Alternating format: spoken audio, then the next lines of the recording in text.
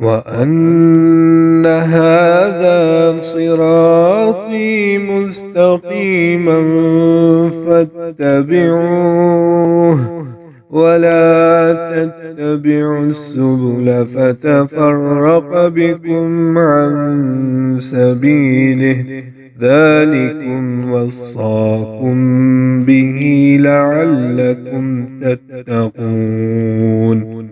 أعوذ بالله من الشيطان الرجيم.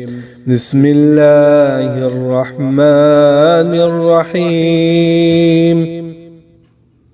الحمد للہ رب العالمین والصلاة والسلام علی سید المرسلین، اما بعد۔ ایک بھائی یہ سوال کرتے ہیں کہ اگر حمل میں وقفہ کرنا چاہیں تو کتنے سالوں کے لیے یہ وقفہ کیا جا سکتا ہے؟ تو گزارش یہ ہے کہ اس میں کوئی شک و شبہ نہیں ہے کہ ایک حمل کے بعد دوسرے حمل میں وقفہ کرنا اسلام میں جائز ہے، اس میں کوئی قباحت نہیں ہے، اور اس پہ جو امور دلالت کرتے ہیں ان میں سے ایک دلیل وہ حدیث ہے جسے امام بخاری اور مسلم دونوں جناب جابر بن عبداللہ رضی اللہ تعالیٰ عنہما سے روایت کرتے ہیں۔ وہ کہتے ہیں کہ ہم نبی علیہ الصلوۃ والسلام کے زمانے میں عزل کیا کرتے تھے جبکہ ان دنوں قرآن نازل ہو رہا تھا۔ وہ کہنا یہ چاہتے ہیں کہ اگر عزل کرنا غلط ہوتا تو قرآن پاک نازل ہو رہا تھا، وہی نازل ہو رہی تھی، تو ہمیں بتا دیا جاتا کہ یہ کام غلط ہے۔ اور عزل سے مراد یہ ہے کہ ایک خاوند اپنی بیگم سے تعلقات قائم کر رہا ہے، لیکن جب اس کا پانی نکلنے لگے تو وہ پانی عورت کی شرمگاہ کے باہر خارج کرے، شرمگاہ کے اندر خارج نہ کرے، اور چاہتا وہ یہ ہے کہ حمل نہ ٹھہرے بلکہ کچھ وقفہ ہو جائے۔ تو اس سے پتہ چلا کہ صحابہ کرام رضوان اللہ علیہم اجمعین آپ کے زمانے میں وقفہ کر لیا کرتے تھے، اور اس میں کوئی حرج نہیں ہے، جبکہ اس کا مقصد یہ ہو کہ میرے بچے بہت زیادہ ہیں، میری بیگم کو کچھ آرام مل جائے، اور تاکہ میری بیگم میرے بچوں کی تربیت صحیح معنوں میں کر سکے۔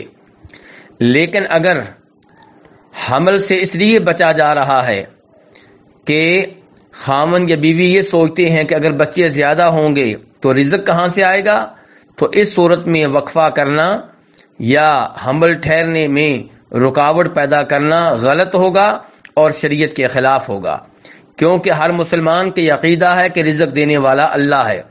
وَمَا مِن دَابَّةٍ فِي الْأَرْضِ إِلَّا عَلَى اللَّهِ رِزْقُهَا، کہ زمین پہ جو کوئی بھی ہے اس کا رزق اللہ کے ذمے ہے۔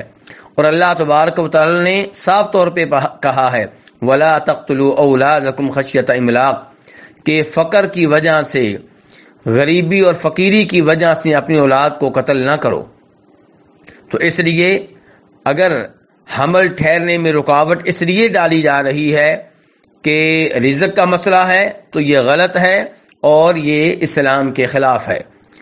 اور اگر میاں بیوی میں سے ایک چاہتا ہے کہ حمل ٹھہرے، بچے مزید پیدا ہوں، اور دوسرا نہیں چاہتا، تو یہاں پہ اس کی بات کا اعتبار ہوگا جو چاہتا ہے کہ بچے مزید پیدا ہوں، بچے مزید لیے جائیں۔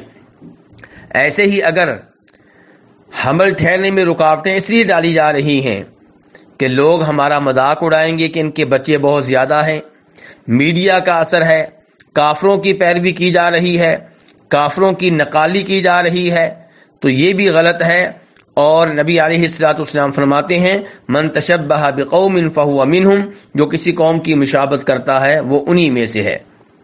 اور اگر حمل ٹھہرنے میں رکاوٹ کسی ایسی چیز سے ڈالی جا رہی ہے جس چیز سے حمل ٹھہرنے کا امکان بالکل ختم ہو جاتا ہے، مستقل طور پہ یہ طے ہو جاتا ہے کہ آئندہ بچے پیدا نہیں ہو سکیں گے، تو یہ بھی غلط ہے اور یہ بھی شریعت کے خلاف ہے، کیونکہ شریعت یہ چاہتی ہے کہ مسلمانوں کے بچے زیادہ سے زیادہ ہوں۔ امام ابو داؤد رحمہ اللہ روایت کرتے ہیں نبی صلی اللہ علیہ وسلم سے کہ آپ نے فرمایا تزوجوا الودود الولود فإنی مکاثر بکم الامم یوم القیامہ، کہ ایسی عورت سے شادی کرو جو بہت زیادہ بچے پیدا کرنے والی ہو، کیونکہ میں روز قیامت دیگر قوموں پہ فخر کر کے کہوں گا کہ میری امت سب سے بڑی ہے۔ اس لیے ان امور کا خیال رکھا جائے۔ اب آتے ہیں بھائی کے سوال کی طرف کہ وقفہ کس حد تک ہو سکتا ہے۔ تو گزارش یہ ہے کہ وقفہ اتنا کیا جائے جتنی مصلحت ہے۔ اگر آپ سمجھتے ہیں کہ میرا چھوٹا جو بچہ ہے وہ اگر اس کے اوپر ایک بچہ اور آ گیا تو اس کی تربیت جو ہے وہ میری بیگم صحیح معنوں میں نہیں کر سکے گی، تو آپ 1 سال 2 سال وقفہ کر لیں۔ یا آپ چاہتے ہیں کہ میرا بچہ 2 سال دودھ پینے کی مدت پوری کر لے تو آپ 2 سال کا وقفہ کر لیں۔ تو مناسب وقفہ کرنا اس میں کوئی حرج نہیں ہے، لیکن اس سے زیادہ وقفہ کرنا جو ہے وہ شریعت کے مقاصد کے خلاف ہوگا۔ واللہ تعالی اعلم۔